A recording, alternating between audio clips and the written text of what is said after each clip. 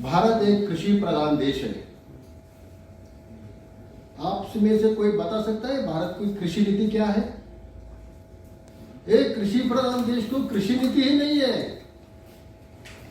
तो हम ये चाहते हैं कि देश की कृषि नीति बने और वो लिबरल हो, किसानों को मंडी की आजादी हो, किसानों को तकनीक की आजादी हो।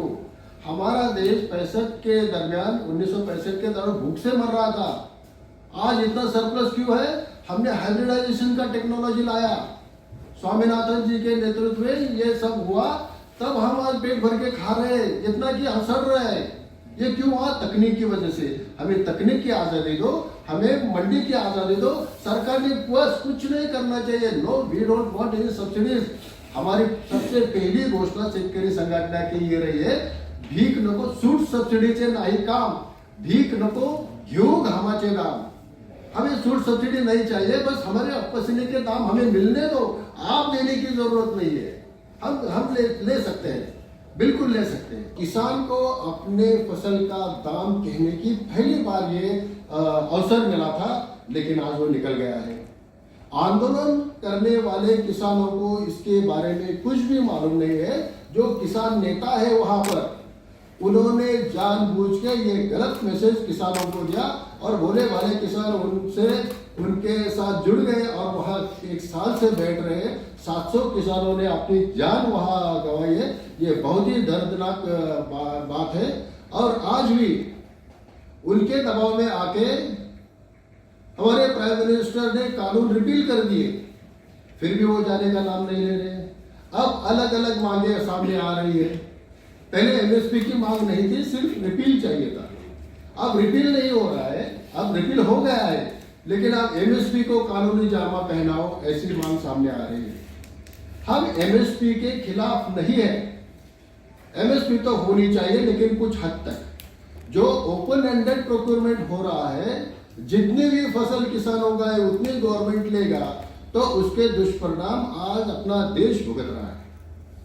अपने देश को जो बफर स्टॉक चाहिए, जो पीडीएस सिस्टम के लिए जो अनाज लगता है, वो अनाज 41 लाख टन की जरूरत होती है। लेकिन पिछले साल हमने कितना प्रोक्योरमेंट किया है? 110 लाख टन। 1,60,000 करोड़ रुपया हमारा वहां पे अटका पड़ा है। तो ये इम्प्लीमेंटेबल नहीं है। और देश को इतना पैसा लगेगा कि जो भी रेवेन्यू देश के पास आता है, ये पूरा एमएसपी पे ही खर्चा करना पड़ेगा। आपके रास्ते के लिए, इलेक्ट्रिसिटी के लिए, इंफ्रास्ट्रक्चर के लिए, बुलेट ट्रेन के लिए आपके पास कुछ भी पैसा बचने वाला नहीं। बल्कि ये पूरा करने के लिए भी शायद हमें दूसरे देशों से लोन लेके ये खरीद करनी पड़ेगी। और ये खरीद किया हुआ माल का क्या करने का, ये बड़ा सवाल देश के सामने खड़ा हो जाएगा।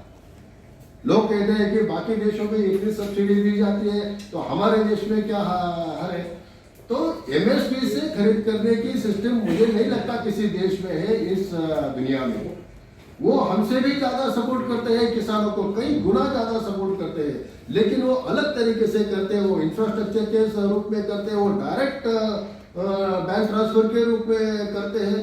एक पॉलिसी ऐसी होनी चाहिए जो किसानों के हित में हो और मार्केट में को डिस्टॉर्ट न करने वाली हो। और वो करने के लिए अभी हमारी कमेटी बनाई थी। हमारी कमेटी ने उस पर पूरा रिसर्च करके एक रिपोर्ट सुप्रीम कोर्ट को दे दी है 19 मार्च को। 1 साल होने के 8 महीने तो हो गए, अभी भी उस पर कुछ नहीं हुआ। अभी को वो मैटर हियरिंग को नहीं लिया गया। अगर वो रिपोर्ट पब्लिक के सामने आ जाती, प्रेस के सामने आ जाती, पार्लियामेंट में आ जाती, उस पर डिबेट होता, तो उसमें से कुछ हल निकलता। लेकिन वो हुआ नहीं है। क्यों नहीं हुआ पता नहीं। वो तो सुप्रीम कोर्ट का अधिकार है क्या करने का। लेकिन we can't go along with the existing policy of the government. जिस व्यवस्था ने किसानों को आत्महत्या करने के लिए मजबूर किया, उस व्यवस्था को लेके और आगे हम नहीं चल सकते। कुछ तो बदलाव होना चाहिए, कुछ तो रिफॉर्म्स होने चाहिए। और वो रिफॉर्म्स क्या होने चाहिए वो हमने इस रिपोर्ट में लिखे हैं।